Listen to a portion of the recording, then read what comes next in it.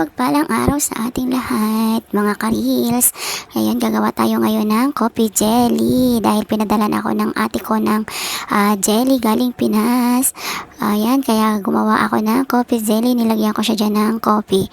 2 stick ng coffee at nilagyan ko ng coffee na nasa bottle. Kaya lasang-lasa yung ating coffee dyan. Mapapawaw at sarap kayo dyan. Ayan, niluto ko lang siya dyan. Nagawa lang ako ng 2 spoon lang na jelly. Ayan. O, diba? Ang bilis niyang tumigas. Hindi pa ni 30 minutes, matigas na siya. Hindi ko siya nilagay sa ref. Diyan lang siya. Nung sinalin ko dyan sa lalagyan, hindi pa siya 30 minutes, matigas na siya. Kaya ayan, nahiwa ko agad-agad na siya. Hiniwa ko lang siya ng maliliit na square. Ayan, o diba? Ang ganda ng kulay niya. Coffee siya, guys. O diba? At jelly siya. Yung mga jelly kasi dito, hindi ko trip kasi parang malambot. Kaya ayan, maganda pala yung jelly na yan, yung tinatawag yan sa Bicol na agar. Yan yung ginagawa na temporary na buko kapag gumagawa kami ng salad. Pag walang buko, yan ang ginagamit namin. Pero plain lang siya. Kaya crystal jelly siya. Kinakayod namin na para siyang buko. Kaya pag nasalad, yun ang tinatawag na buko juice or buko salad. Ayan. O, in-slice ko lang siya ng pa-square ng maliliit. O, diba? O, ang ganda ng kulay niya. Ayan, na-square ko na.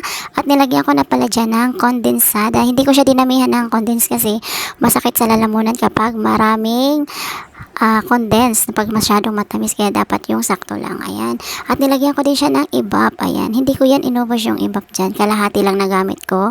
At saka yung condensed siguro 1/4 lang na condensed doon sa kain, 1/4 lang nagamit ko din dyan para hindi masyadong matamis kasi nakakasawa kapag matamis. At nilagyan ko din siya ng cream, 1 latang cream. Ayan, kaya yummy. O ayan, hinalo-halo at minikos-mikos lang natin ang ating coffee jelly. Ayan, guys, tingnan nyo. O, mapapawa at mapapasarap kayo dyan. Ayan, tingnan nyo, o, diba? Creamy na siya. Wow, mikos-mikos lang yan ni ate. Mikos ni ate. Coffee jelly.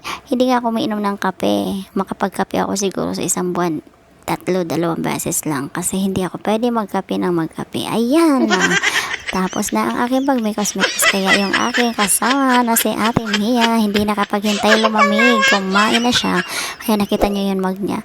Ayan, nilagyan na lang ng yelo. Hindi niya na hinintay na ipasok sa rep. Kakain na daw siya. Ayan, tinikman niya na. O, diba? O, nilagyan niya na lang ng yelo para daw matikman na agad-agad. Hindi nakapaghintay ng bukas.